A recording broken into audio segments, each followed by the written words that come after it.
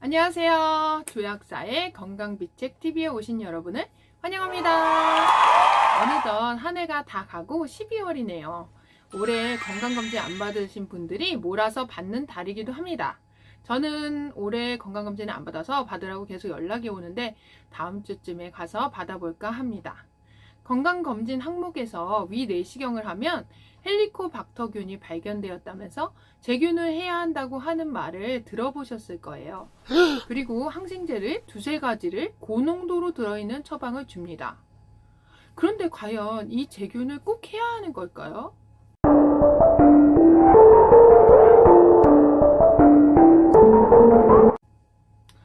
전 세계 인구의 3분의 2가 헬리코박터균을 가지고 있다고 합니다. 이 정도면 인간과 공생하는 상재균이라고도 할 수 있죠. 실제로 그렇게 주장하는 미생물 학자도 있습니다. 특히 우리나라에서는 어린이는 20%, 중년층은 70%, 노년층에서는 90%가 감염이 되어 있는 것으로 나타났습니다. 인간의 몸에는 원래 무수히 많은 세균이 살고 있습니다. 장점막, 피부, 생식기 내부, 콧구멍, 구강 내에는 엄청난 양의 세균이 살고 있죠. 그런데 위에는 왜 세균이 살지 못할까요?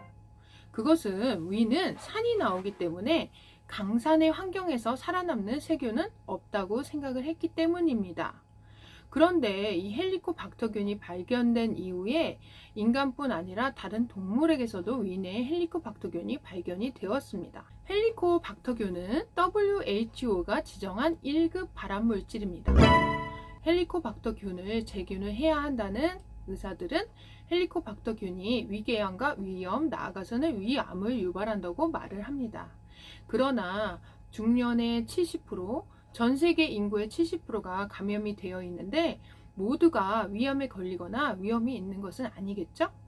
물론 궤양이 심하신 분들의 경우 재균이 도움이 되기도 하고 위염이 만성적으로 심한 경우에는 재균이 유의미하게 위암을 예방한다는 연구 결과도 있기도 하지만 이미 만성 위염이 심해서 장생피 화생이나 위축성 위염이 있는 경우에는 헬리코박터균의 재균이 위암을 예방해 주지 못한다는 연구 결과도 있습니다. 그럼 위염이나 위궤양, 위암은 왜 생길까요? 위는 우리 몸속에 있지만 입부터 항문까지는 구멍이 뚫려 있기 때문에 우리 몸 밖에 있는 거나 마찬가지입니다. 그래서 외부 침입 물질에 대항을 하기 위해서 면역체들이 많이 몰려 있습니다.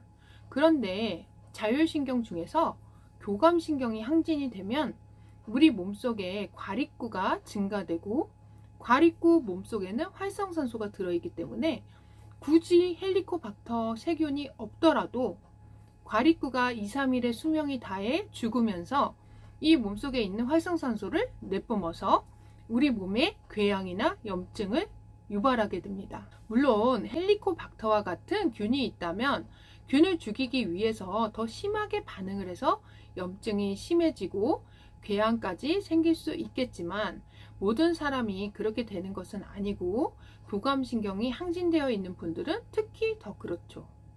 또 재균을 한다고 해서 이런 교감 항진으로 인한 과립구에 의한 손상이 막아지는 것도 아닙니다.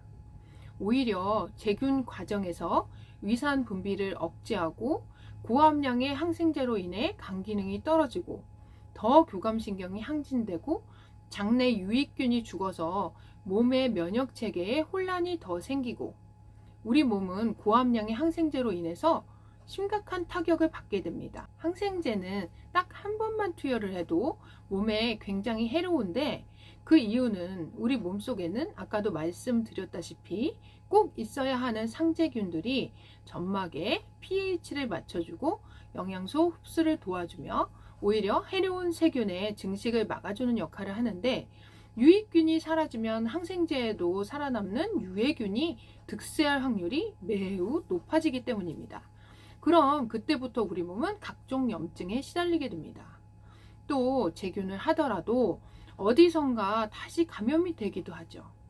아무리 조심을 하신다고 해도 내가 아니더라도 내 옆에 사람들이 감염이 다 되어 있기 때문에 다시 감염이 되기가 쉽고, 또 요새는 항생제 내성이 많이 생겨서 재균을 한다고 해도 그 완치율이 60% 정도밖에 안 된다고 합니다. 그래서 제가 권해드리고 싶은 것은 재균보다는 자율신경의 균형을 찾는 생활습관이나 영양요법을 통해서 위장을 편안하게 만들어주고 정상적인 산 분비를 촉진시켜주고 과립구의 과증식을 막아준다면 위염, 궤양, 위암은 생기지 않는다는 것입니다. 헬리코박터균도 산 분비가 제대로 되지 않아서 위 내 산도가 올라갈 때 과다하게 증식이 되기 때문에 산 분비를 막는 진통제, 항히스타민제를 장기 복용하시는 것은 피하시는 게 좋고, 마찬가지로 제산제도 오래 복용하는 것이 헬리코박터균을 증식시키는 요인이 되니 피하셔야 합니다. 도움이 되셨다면 좋아요 꾹꾹 눌러주시고, 앞으로도 도움을 받으시려면 구독 꾹 눌러주세요. 감사합니다.